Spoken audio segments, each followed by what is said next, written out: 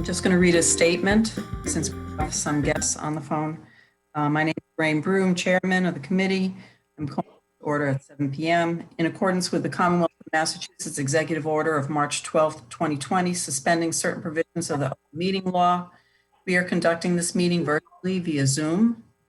Public comments this evening will be accepted during certain portions of the meeting as determined by the chair, since we do not have any public hearings.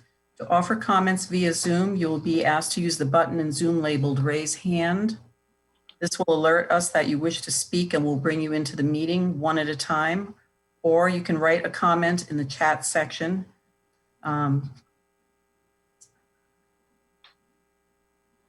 If you're planning to speak tonight, you may want to take a moment to find the Zoom button. Make sure you're in a quiet space and have a working microphone. Also, please be sure that your Zoom window includes your name. If you are participating by phone, you can raise your hand by dialing *9.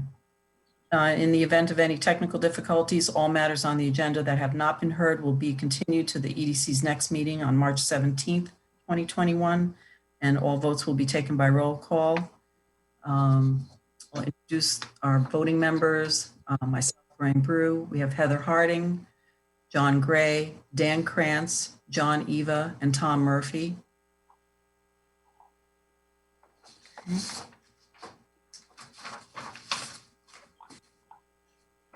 So on our agenda tonight, the first item is an all alcohol package store liquor license, Forbes Crossing, town meeting legislation request being presented by Frank Spillane. Frank requested that he be placed on the agenda, wants to discuss the request that'll be going forward to the spring annual town meeting. So Frank, you'd like to introduce your client? Thank you, Lorraine. Good evening, everyone. Thanks for having me. Attorney Frank Spillane of Spillane here in Foxborough.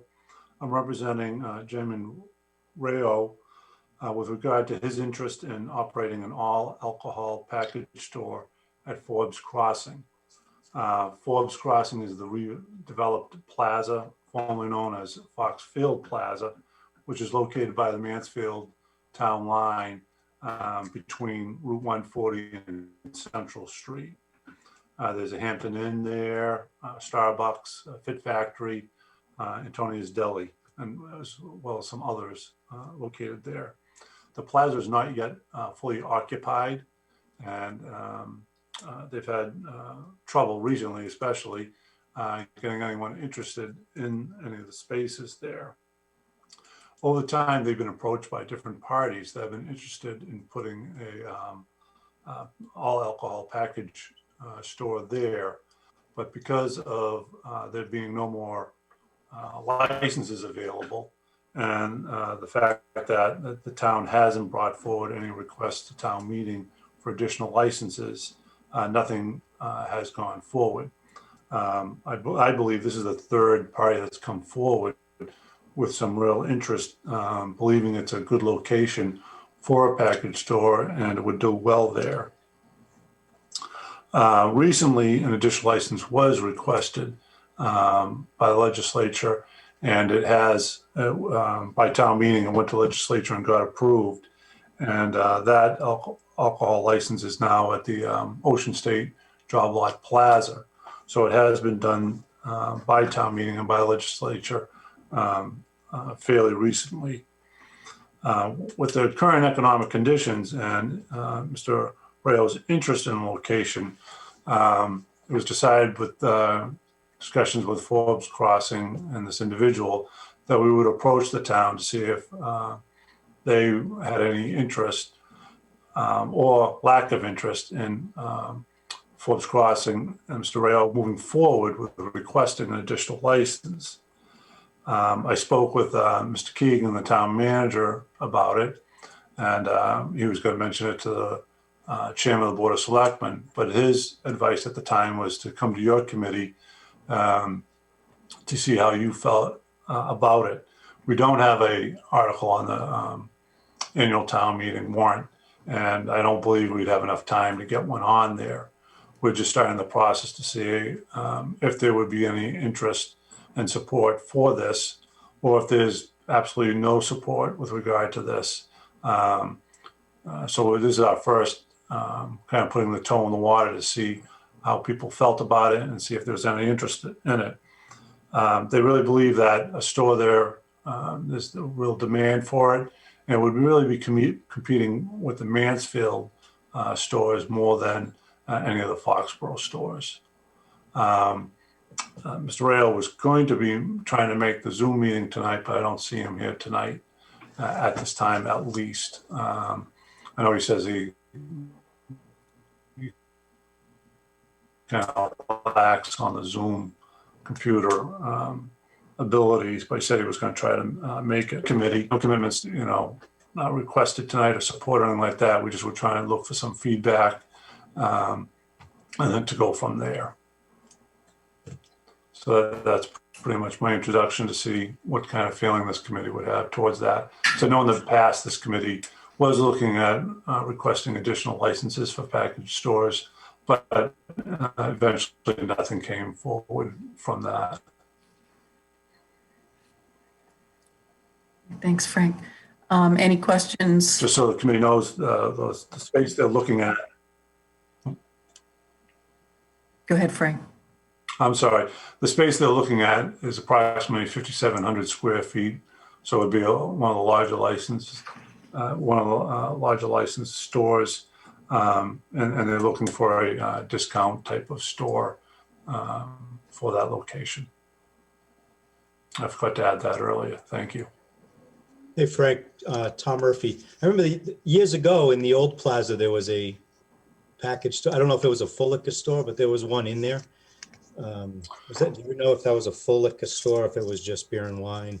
It was beer and wine. Just beer and wine. Do you know how their business was? What kind of business they did from that location? Well, way back when, Tom, you remember, that was where you used to get the bus tickets to go into Logan and all that. And I think they survived pretty much on that, on lottery, and it was just a beer and wine as far as I knew. They eventually sold it to what eventually became Jack's wife from Antonio's Deli, and they had a craft wine and beer shop there for, I believe, a couple of years, but it didn't make it at that time. But that's when, before this location was redeveloped. Since that time, it has been redeveloped. The license isn't any longer there. It's actually owned by the hotel now.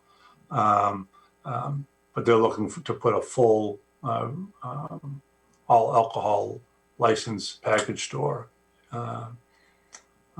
in the plaza.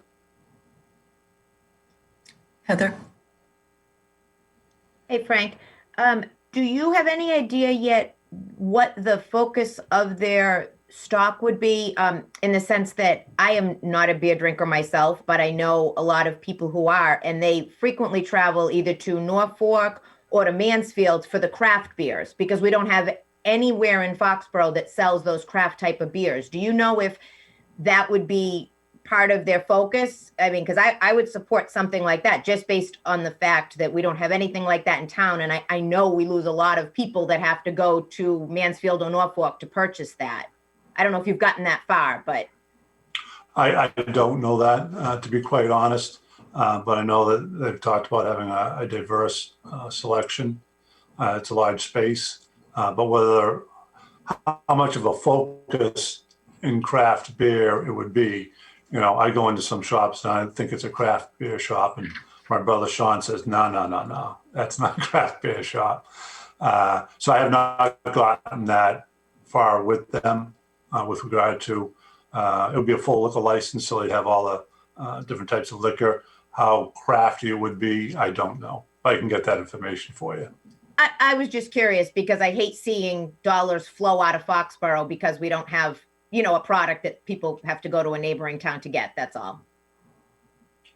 Yeah, and I think in the past they did have that wine and craft beer store there, but it didn't do well enough to keep going. But again, that was before the redevelopment, and since that redevelopment, that plaza has really picked up. The hotel, especially, has brought a lot of foot traffic in there. You have Fit Factory there. That's doing very well. And the restaurants that are in there, from what I can see, are doing well. You know, under the certain circumstances that we're in now, I'm sure they're surviving, but before that, they seem to be doing well. Well, and craft beers have really taken off in the last, 5 years or so. It's become a whole thing. So. Oh, yeah.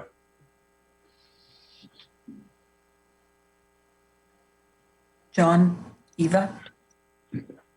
Interested to see that they've selected Forbes Crossing as opposed to the location beside Shores, which used to have an alcohol store and therefore would have more foot traffic from people doing day-to-day shopping as in opposed to the Forbes Crossing. So have they made their mind that it would be Forbes Crossing, or is it that they're just looking for possibilities in the town? They have somebody that's interested right now in it. They've had interest in the past. Originally, back a number of years ago when this committee was considering asking the town for additional licenses, they had a Rhode Island company that had a number of stores down Rhode Island very interested in the space.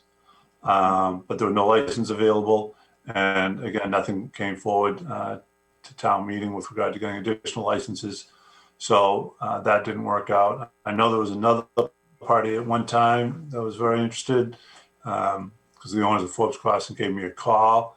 And at that time, I told them I didn't think there was, much interest in it. And the plaza was still being developed. It was still being redone. So it wasn't final yet. At this time, they gave me a call, and under the circumstances, both parties, Forbes Crossing, people that want to get in there, decided let's see what the town thinks about this idea, and we can keep going forward. Or if we hear a lot of negative input from the town, we'll take a step back. Thank you.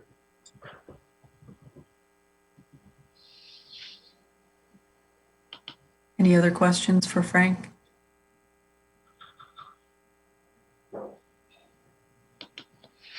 Actually, Lorraine, I thought I saw Jim Shabelinski chime in.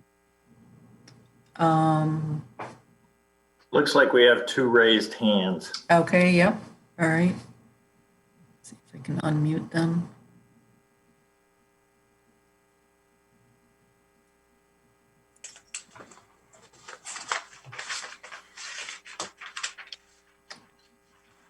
Mike Webb, could you unmute Mark Simvolinski, please?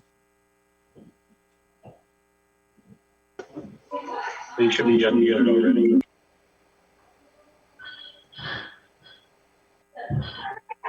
I think you're on, Mark. Hello? Yes. Lorraine, We can hi. hear you.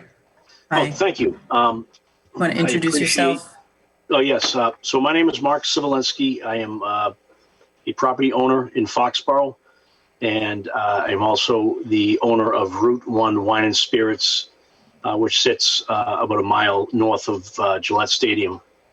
And I thank you for allowing me to speak, and I just want to address the committee with, I'm not sure who was still on the committee 2 years ago, but the town has gone through this a couple of years ago where the town manager came forward and proposed through a citizen's petition, or I should say, Hops and Grapes approached the town manager. And because there was a need for liquor on that side of the town, the full liquor license was moved to the stadium, to Patriot Place, that was taken over by Trader Joe's. And so there was a perceived notion that there was a severe need for liquor on that side of the town. So 2 years ago, through citizens petition, the town was, through town meeting, passed the ability for the town to create a new full liquor license that was given to the gentleman who owns Hops and Grapes in order to keep balance in the town and to make sure that the needs of the townspeople were in fact taken care of.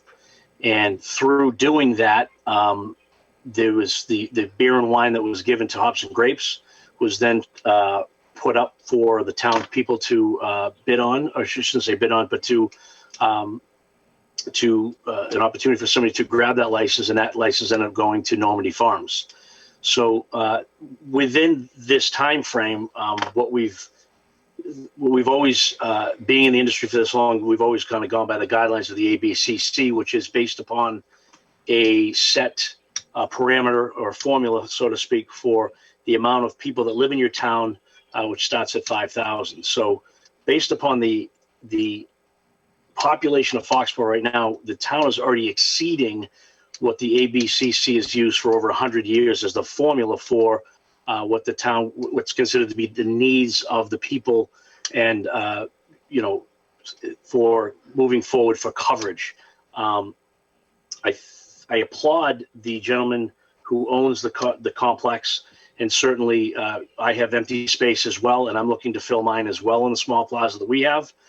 But according to Mr. Spillane, they're going to be putting in a nearly 6,000 square foot store.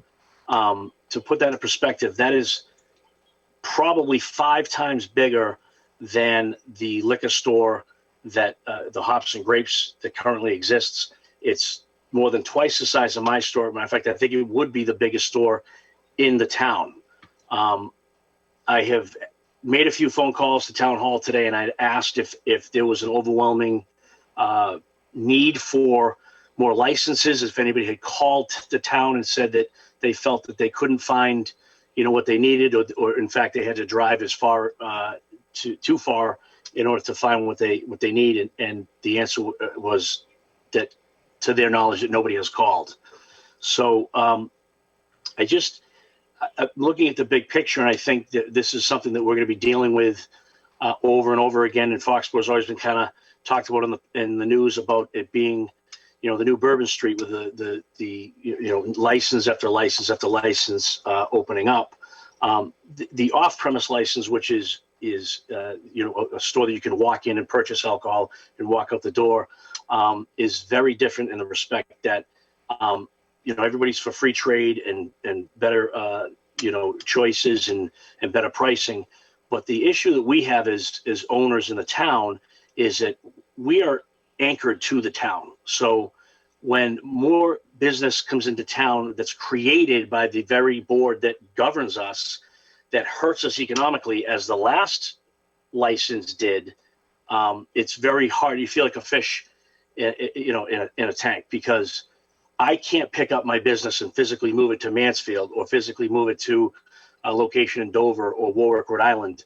I am locked to this town. So I'm just, I guess, respectfully asking that the board consider that right now we are over the kind of the formula of amount of licenses the town should have.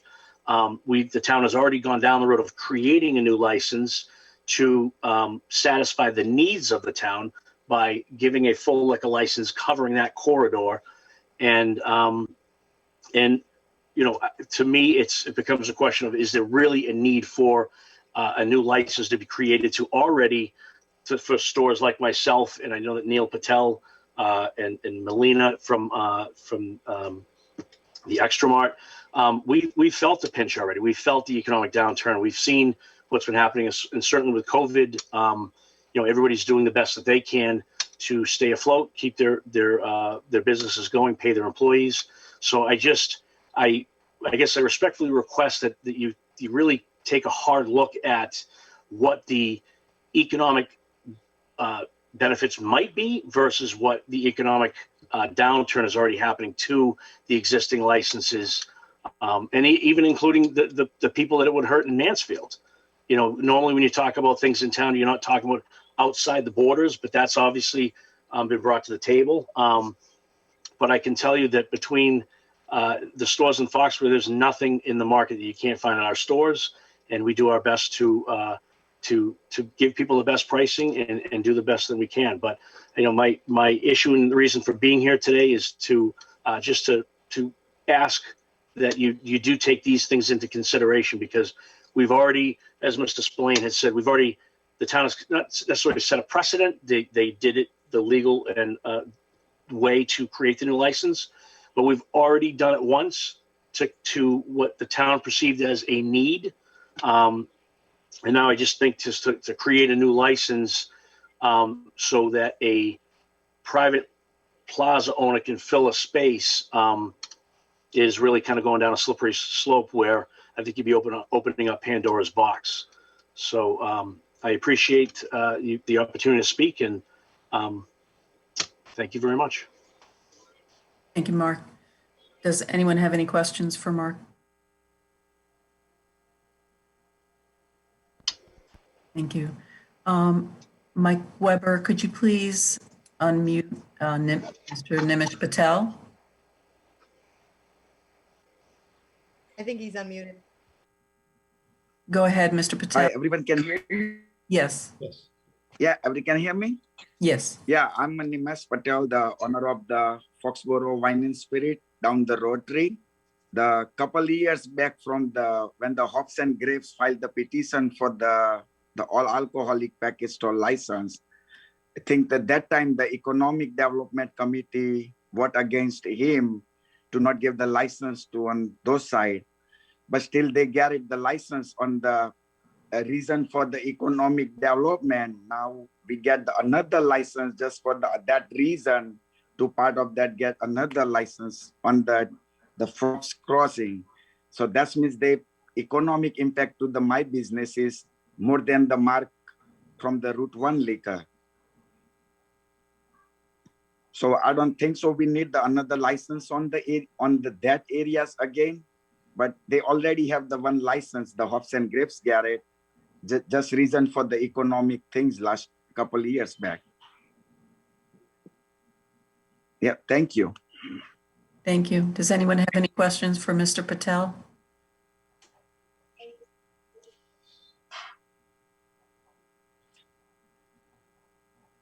John? So I hear both of the arguments in terms of business. Help me with the respect from, if we take the site and the Mansfield side of the town, where other than Hops and Grapes are people able to go?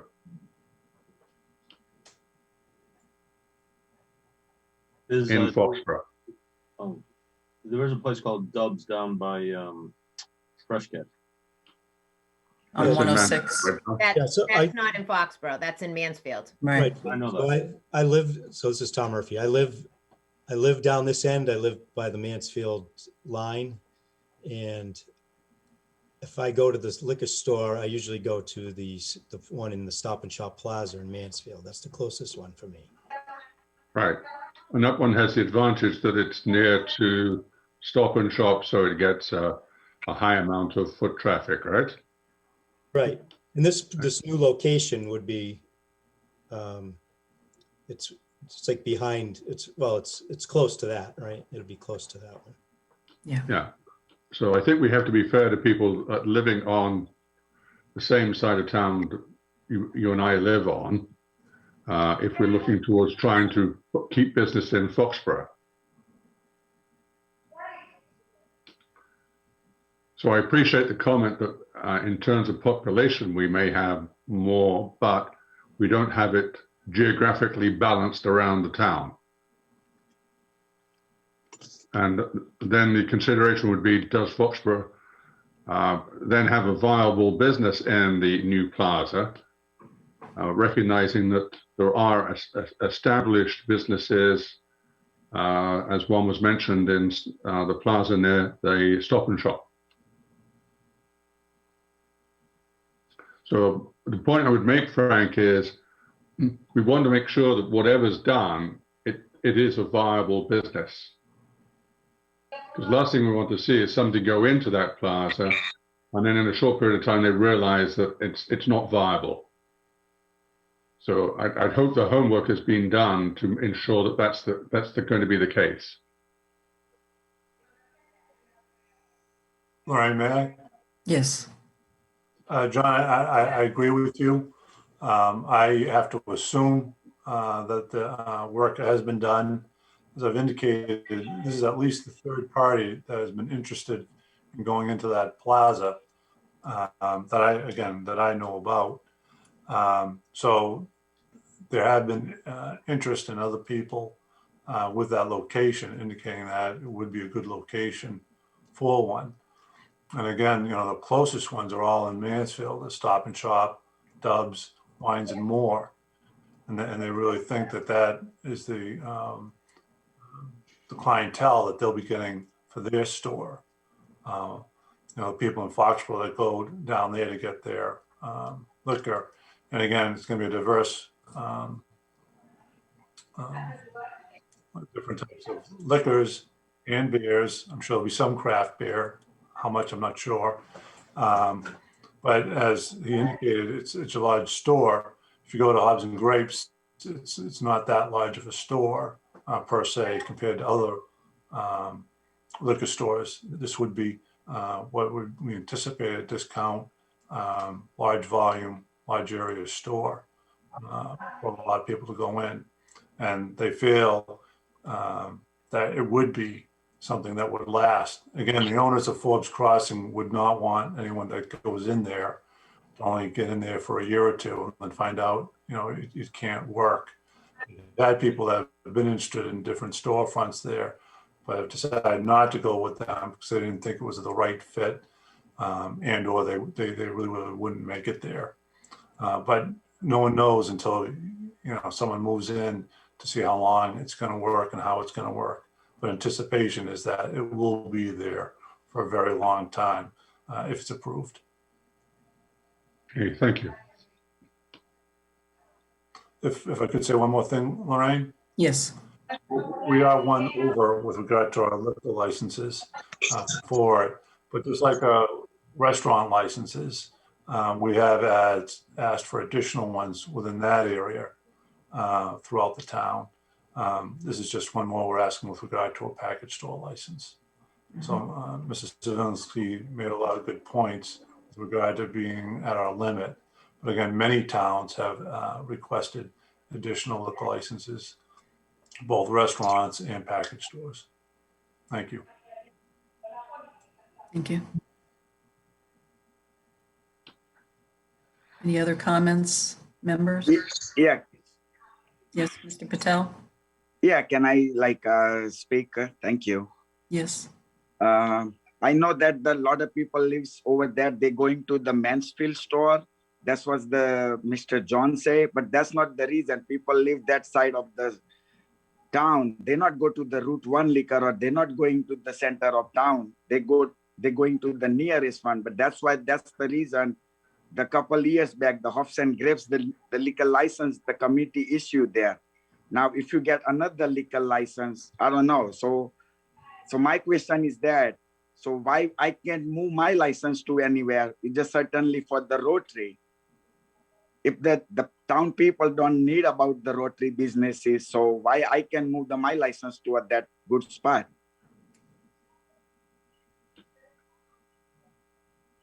Why the town already issued the extra licenses over the population, and I don't know, might be next year that the population counts report comes and there might be another license issue. So I don't know whether all licenses sit down on the town. So the Hops and Grapes license that was issued was through a request to the town meeting. It was not. I know, but that's over the population scenario. They already issued the one new license already there. If you issue another license over the population without the population increase, I don't know. Mm-hmm. So I think. My question is that, can you allow me to move my license to any new location? I don't know the answer to that, Mr. Patel. Yeah, so can you ask you give the permission to the town of Selectmen, or you can request it. I can move my license to anywhere in the town. I can ask the Selectman's office that question. Yeah, thank you. Lorraine, could I interject? Yeah. My apologies.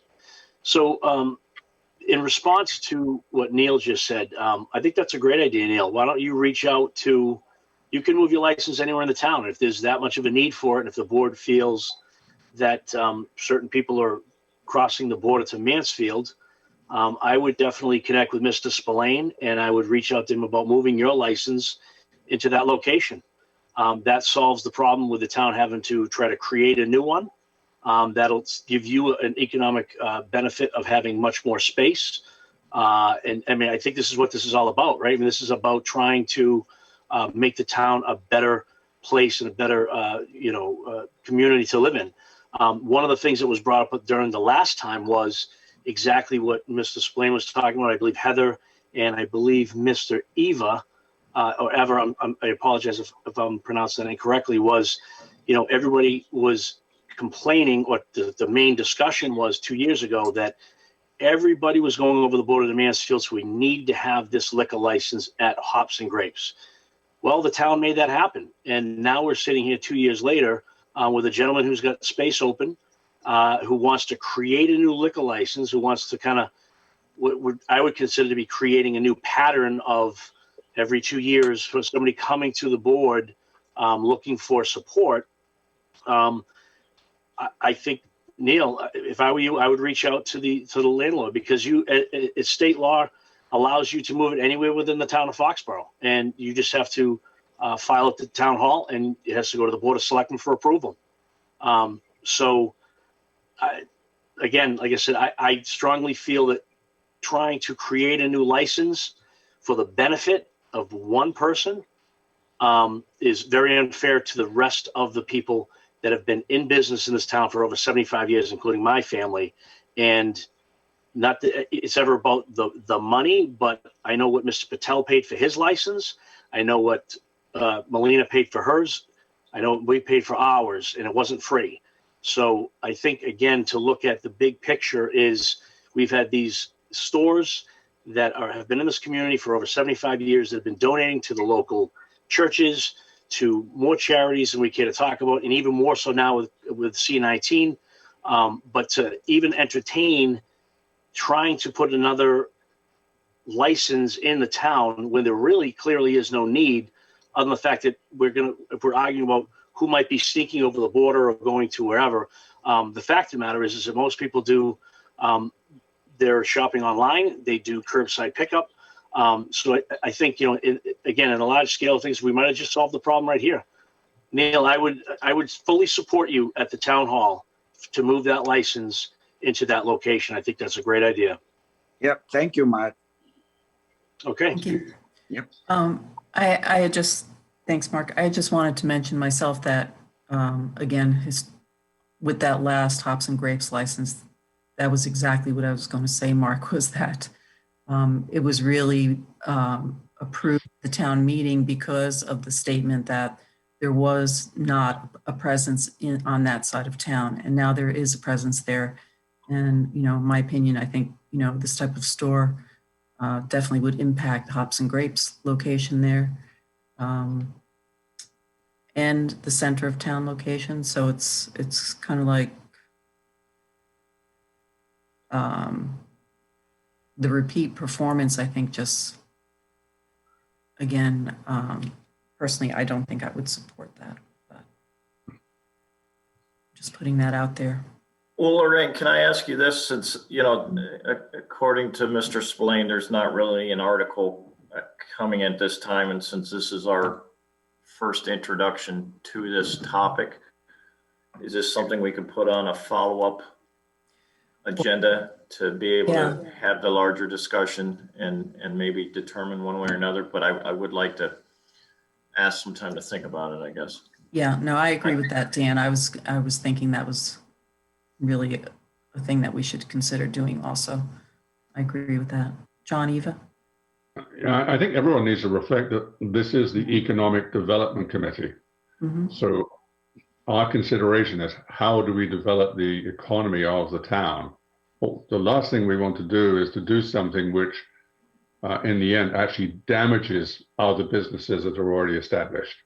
That's the consideration which we have to make. So I think, to Dan's point, what we really need to understand is what is supporting the need for another establishment.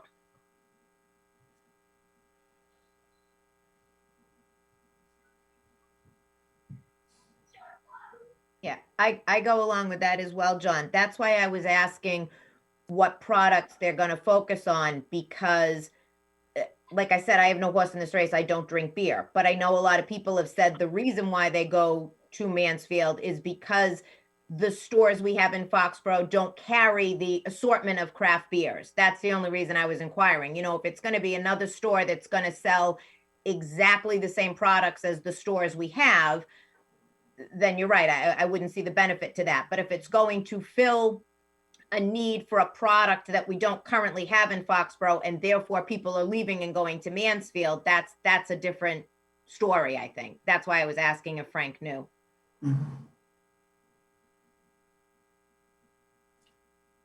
Any other comments, questions?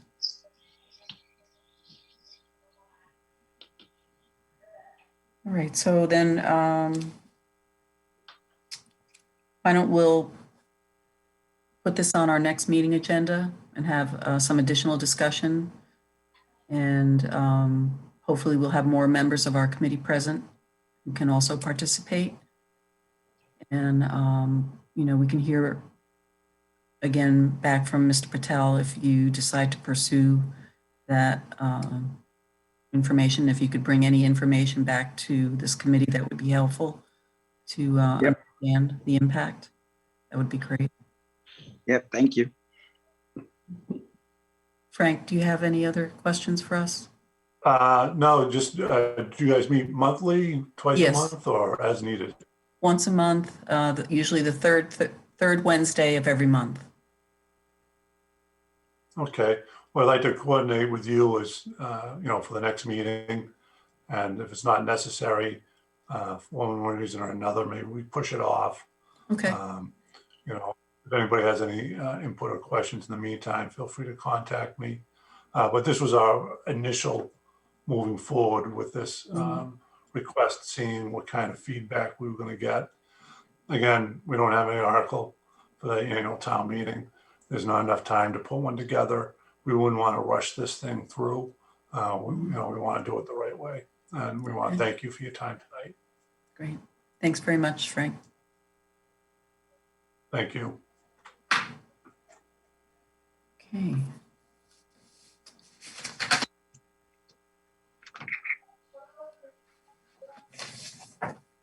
It's now 7:20. 7:20. If everyone has had a chance to review the minutes from our last meeting, can I get a motion to approve those minutes? So moved, moved. Lorraine. Seconded.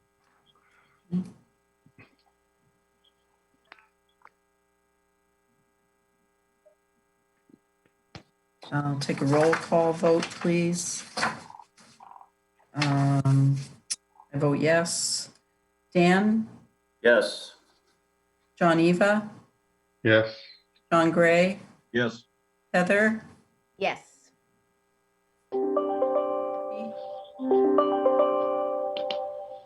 Tom? Yes. Thank you. Okay. All right. 7:25, our subcommittee updates. The first, Rail Trail Pedestrian Transit Group. Tom, you want to take a stab at that? All right, well, we had another meeting, what was it last week? And it was last week or the week before, we had another meeting. And Paige submitted the grant for the study, and it looks really good, right? It's a lot of hard work put into that. It had to be in February 1st. And so that's in, so now it's just a wait. I don't know, do you know when we hear from that? I don't, Dan. I feel like they said it could be months.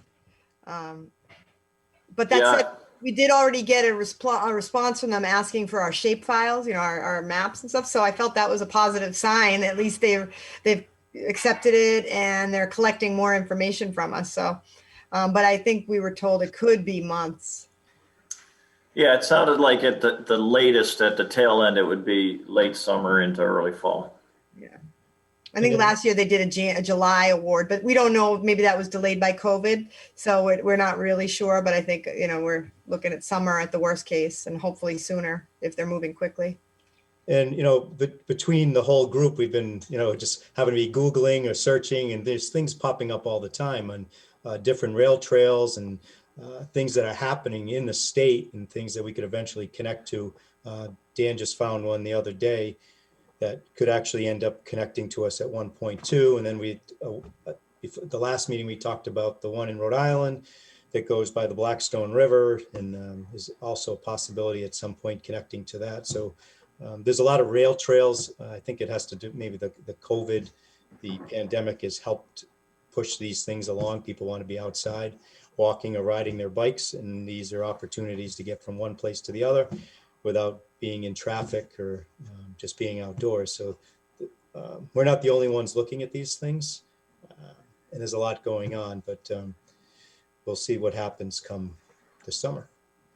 And we did get a number of nice letters of support, ranging from MassDOT to local Foxborough citizens to the rec department. So I think that bodes well for us as well. Yeah, overall, it was a great package that was put together by the group. Great. Thank you. Group 1 subcommittee. There no update at this time. Okay. Business development, John Gray. Yeah, Lorraine, John Eva, and me, we had a meeting last Thursday, really to cover 3 topics. One which is taking shape, another one which had already taken shape but may need to go through modification. And the third one was what the town's response would be once a vaccine was rolled out, and how we could direct employers and subsequently employees to a vaccine. John Eva pointed out that the town had already taken it on himself to put a lot of information on the town of Foxborough's website, which we looked at. I was unaware that it was there, but it was very thorough. And, we agreed. I think John pointed out that that was what he was envisioning as far as the dissemination and direction of information. So we're satisfied that the town is taking a proactive role in disseminating information to citizens and businesses in the town of Foxborough. So that's the good news on information and the vaccine.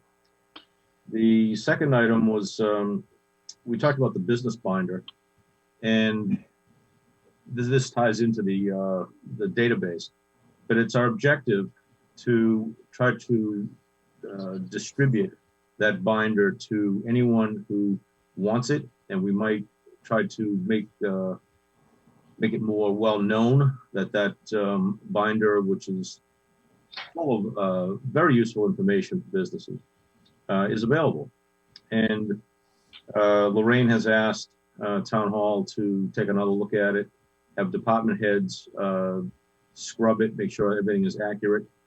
We've also wanted to last for the long run, which means that names and pictures and other things that personalize it need to be scrubbed. So rather than having, a supervisor's name in there or a department head, that would just name the department and contact information. So we're trying to make it more timeless rather than having names and pictures in it. The third item that we tackled was the database. A lot of work had been done over the years on trying to put together a complete list of all the businesses in Foxborough, addresses and contact information. It's a daunting task, because unless you have somebody walking down the streets or going through phone books and piecing it together, it does take a while. I got in touch with the Secretary of State's office in December, and the fellow who actually manages the database for all businesses in the Commonwealth was kind enough to go through and break it down by all businesses using the 02035 zip code. And it was substantial. It's probably more than we need, but the breadth of it went from, the craft organization of the Patriots all the way to local parent-teacher organizations, which are all registered with the Commonwealth. So anyway, the one thing that was missing though was contact information. This is important that we have at least email addresses so that we can send information to these businesses. So I've asked this fellow at the Secretary of State's office if he could take another go at it, and rather than just giving me a list of all businesses in the town of Foxborough, if he could also include all businesses in contacts, names and email addresses. And he's been on vacation this week, so I expect I'll hear from him early next week. With that, and John made a good point in our meeting that it's once a database is complete and useful and current, it becomes a very powerful tool, and it will become a very desired tool. So we have to make sure that we direct it appropriately, and we're doing it, with sort of we're trying to be benevolent and help out business owners to have all the right information so they can, negotiate through town hall. But we just don't want it to leak out and have it be used by other people to solicit these businesses. So, but it will be built. It has to get cross-referenced with the existing database. There is one flaw that I see, that there are some businesses that are operating in Foxborough that may not be incorporated in Foxborough. And there's some businesses that are incorporated in Foxborough that may not necessarily be operating in Foxborough.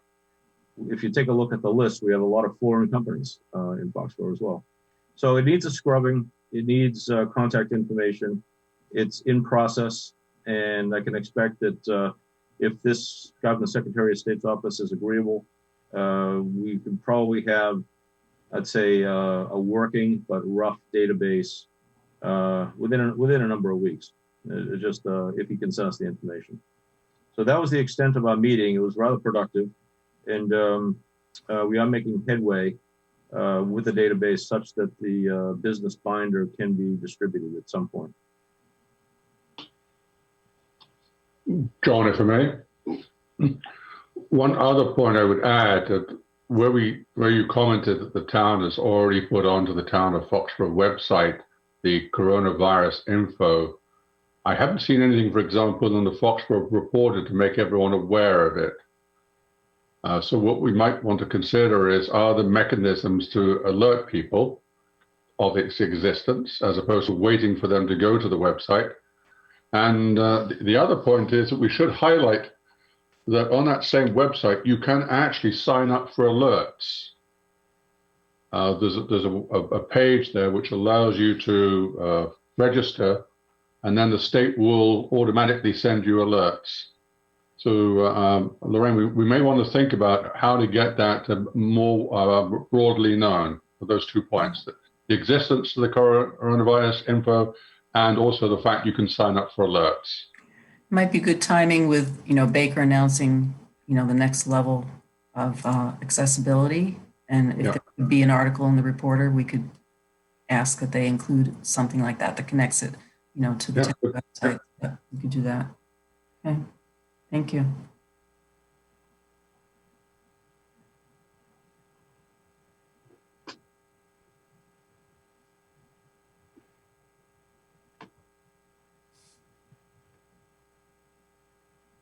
Which gives us a nice segue into the website content.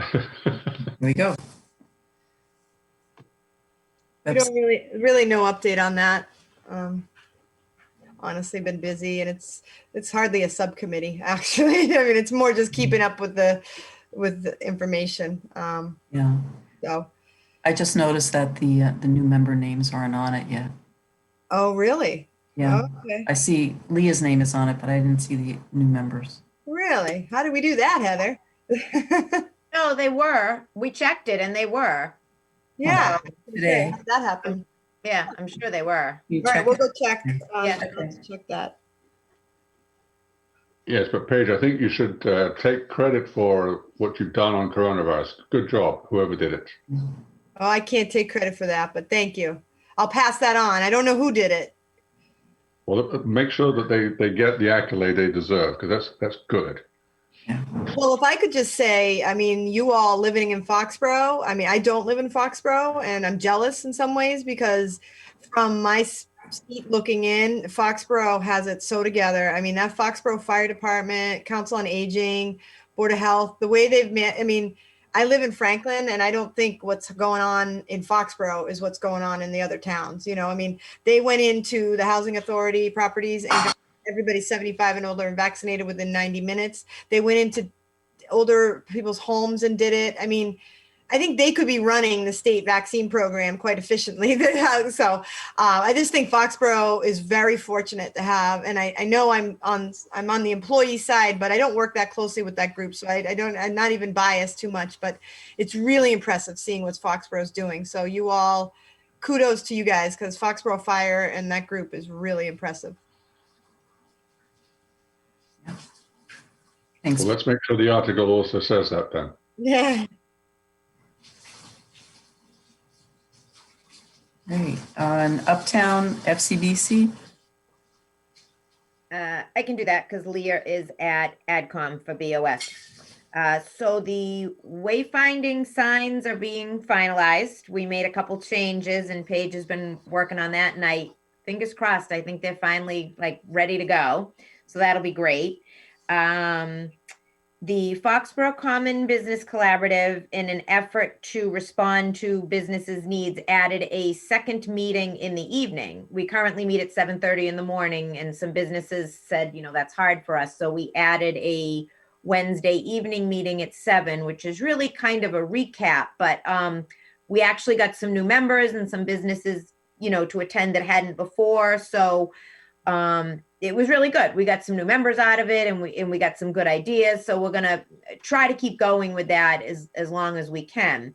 One of the businesses that attended was the new juice business that is going to go into the old Bradley Child's Tax Services building on the corner of Wall Street there. So that was great. They do mega teas and protein shakes and all new level nutrition stuff. So he hopes to be open in 3 to 4 months.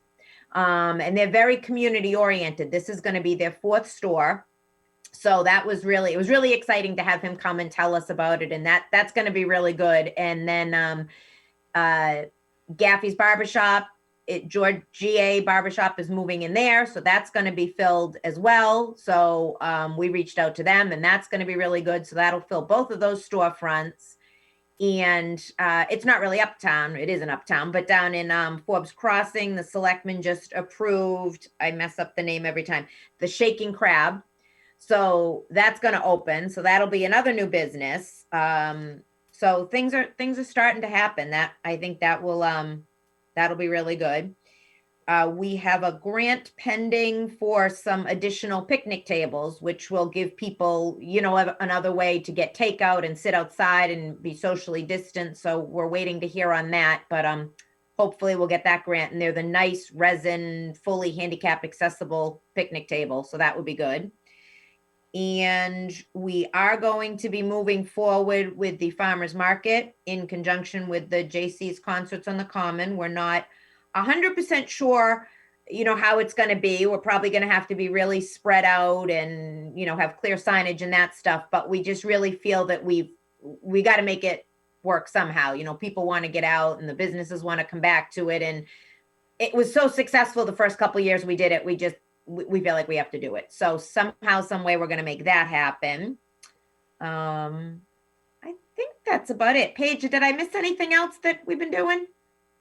No, I think you got it all. All right, I think that's it. And then just to add to the whole fire station project, so as you know, that appeal was resolved, and the closing for the fire station funeral home is anticipated in April, so that's coming up. In the meantime, we're working on the land swap between 17 Centennial that's owned by the town and 15 to 17 Market that's owned by the Housing Authority. I have to deal with the state on that Housing Authority property, so we're jumping through a few hoops, as you know, on that. But we're getting there. We're getting all the information they need, and hopefully we can stay on track, because we really very much want to be able to have Doug King remove that old house at the time of demolition of the funeral home and whatever minimal demolition he's doing over at the fire station. So that project is on task. It's got a lot of moving parts, but we are, I think, barely holding it together, trying to keep that state, keep things moving at the state level. We have a few grants out there, which is later. You're muted, Lorraine. Okay. Thanks, Paige and Heather. Okay, 7:35, economic development grant updates. A lot of work going on, Paige, that you're doing. Yeah, it's rather ridiculous, actually.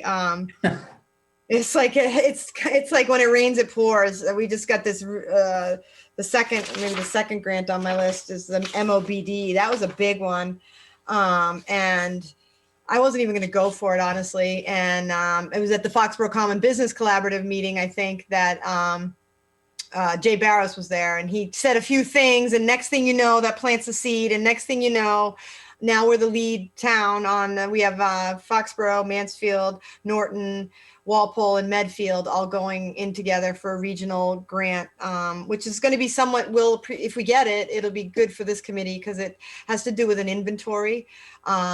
It won't necessarily be every parcel in town, but we're looking at our growth nodes and sort of identifying parcels, getting some marketing materials, also getting some expert assistance with pivoting as needed.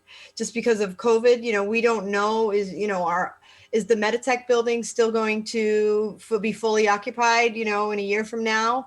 Are some of those buildings out on Foxborough Boulevard that already had 4 lease signs prior to COVID, where are they going to stand? So we want to be ready to pivot. I've already received some calls on a couple hotels in town that folks are looking to, like, oh, they're not performing that well. We might want to look and see if we could put apartments in there. And no, but it shows me that the market is, evolving, and no one's really sure where it's heading, but we want to be sort of nimble. And in doing my research for this grant, it was interesting, because I was thinking of from all the business perspective, which I should have been thinking like from the town's perspective, like obviously any impacts, to occupancies and, leasability is going to affect values, which then trickles down to the town's finances. Hotels, we get the hotel tax from them. So if we lose any of those, or if they're underperforming. So beyond COVID, it will be interesting to see, what's going to come and how this town needs to adapt to ensure long-term viability. So that was a big grant. We put in for a whole $250,000 on that one, hoping that it would be consultant heavy, because honestly, the number of planning grants that are out there, I'm a little scared about, like, between now and June 30th, the balls that we have in the air, but we're all in the same boat. We're all going for the same grants, and we'll figure it out. The first grant on my list there, I have no idea what that even is going to be. I put it in there just so you all could see the language. We basically had to apply for a grant, and they are going to help scope it. I put it in there as sort of a parking management uptown thing, just because I think that's been one of the big concerns of uptown is, and in the downtown strategy and master plan, there were some really good recommendations to how to deal with the parking problem. Even though no one thinks there's a real number problem, there's a perception problem and or future build out problem. So we want to make sure we're fully handling parking well, and especially as we come out of COVID, and if we start to see uptown, Shoveltown opening up, the theater opening, we are going to feel those those parking pressures again. So I want to, that we've heard the message that there needs to be some sort of planning there. So I think that's where that grant will head, but I will let you know, because again, we have to get scoped, and sometime in February, they're going to be in touch with us. We're going to be matched with a consultant, and we'll get one-on-one support from subject matter, depending on the needs of our community. So I don't know. We're in it. We got it. I don't know. I figure we got, if you're going to pay, you're going to play, you got to get in there. The second grant I list there, that's the one I just talked at length about, that regional MOBD one. That's the big one. And then again, if anybody's watching, we still have our little our grants for small businesses. If you have 5 or fewer employees, please get in touch with me if you're in Foxborough and 5 or fewer employees, because we do still have $10,000 grants to give away. I will be honest that it's a federally funded grant program, so I get the sense I have no part in the application, so it's all completely anonymous. I would never see anybody's information, but they do require a lot of paperwork apparently, and you also can't what's the term, double dip. Like if you got PPP whatever and that helped cover your payroll, then you can't necessarily get a grant to cover that same payroll. You'd have to show full losses. So those are some of the reasons I think that some folks have applied and then not followed through, but we still do have $10,000 grants. So if you have friends and neighbors that have small businesses, just have them give me a call. Even if they're not eligible, let's just weed them out, because we really want to give this money away.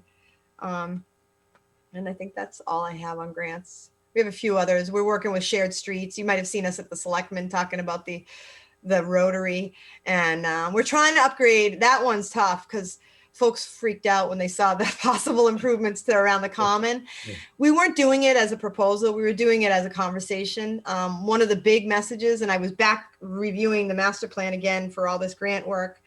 And one of the big messages is, pedestrian safety uptown. That's a big concern for people. We're learning that as you dive into pedestrian safety, these traffic consultants, everything's holistic.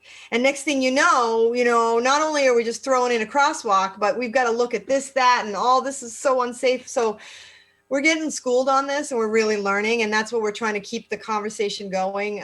We're not trying to do anything too dramatic, but we've even been talking about doing some demonstration projects where we maybe change some of the way the layouts are up there, kind of like we did up by the theater, where this would be even more temporary. The state would pay for it, where you put up barriers and whatnot to test out some different ways of managing it. But we're not there yet. We are, the state has a big grant program, and they are funding a lot of this. And right now they're funding these consultants to work with towns to help scope this out. So that's the process we're in now. And so that's why you're seeing these concepts coming through, and then everybody's, the police chief, but we're just trying to figure out how to balance moving 14,000 people through basically a state highway, practically, not that stretch, but the state road, and also making sure our kids from the rec, from the booth, or the folks at Shoveltown or up at Farmers Market, that they could safely traverse the common.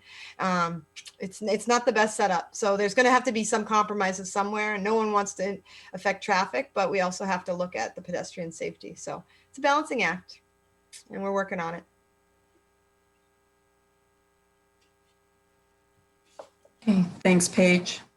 Next item on the agenda is possible speaker for future EDC meeting. Any suggestions? I know, Dan, you had mentioned someone might be interested at one point to come forward.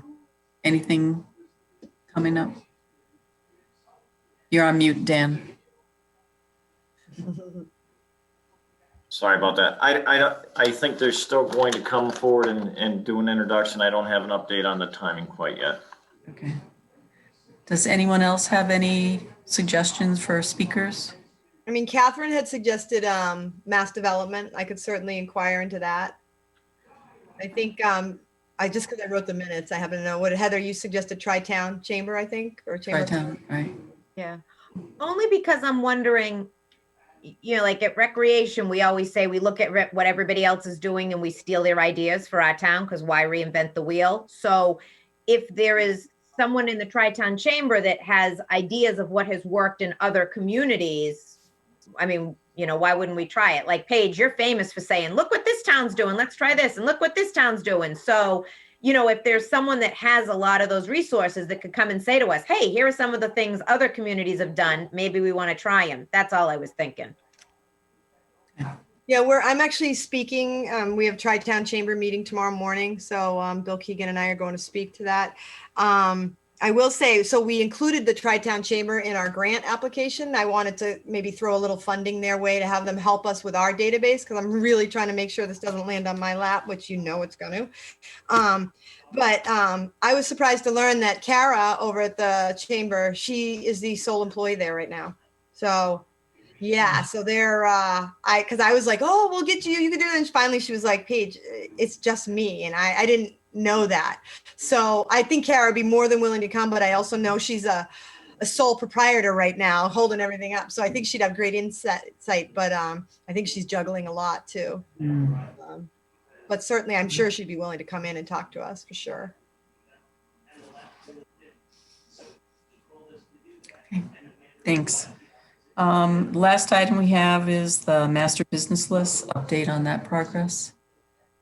I think that's kind of like what John was talking about. And we had Dan and Tom helped out. And I feel like, I don't know if you agree, Heather, we haven't talked about it, but I feel like we kind of wait and see what John comes up with. Okay. Also see what this MOBD grant comes up with. Because, I mean, Tom, Dan, you guys, it was tough, right? I mean, it's tough to get emails out of people, and even with phone calls and whatnot, it's a labor intensive job. Tom could probably speak to it more. Yeah, there were some businesses that weren't answering the phone, some weren't calling, some had left, or I think John said, there were some businesses that had addresses or phone numbers in Foxborough, but their office was in another town. There was a bunch going on. I mean, I got some folks called me back. I was able to get some from some people. Some people might, you have to talk to the manager, and the manager wasn't there and had to call back. And, it was easier going around at Christmas time handing out those flyers. Okay. All right. Great. Any other items? Okay. Can I get a motion to adjourn? So moved, Lorraine. Okay. Seconded. Okay, take a roll call. Yes, Lorraine, Dan, Yes. John Eva, Yes. John Gray, Yes. Heather, Yes. Tom Murphy, Yes. all set. Thank you very much. Have a good evening. Everyone, thank Good you. night. Thank you. Bye, everybody. Yep. Good night.